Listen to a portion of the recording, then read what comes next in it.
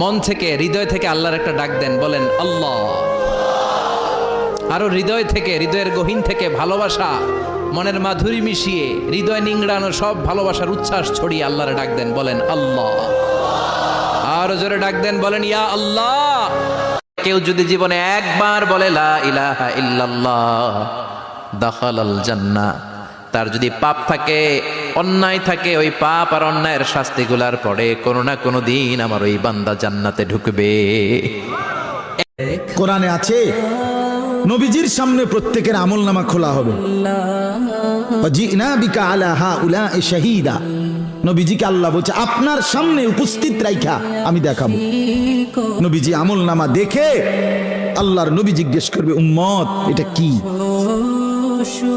উম্মত দিনের পর দিন ফজরের নামাজ কোথায়, জোহরের নামাজ কোথায়?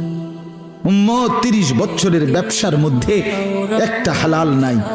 সুদের এত টাকা দরকার, ঘুষের এত টাকা দরকার।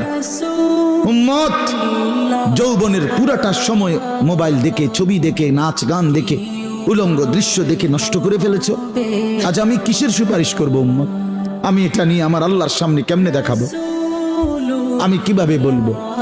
হযরত মাওলানা তারিক জামিল সাহেব বলেন, হাসরের ময়দানে নবীজি আহা বাপ শুনেন শেষ কথা।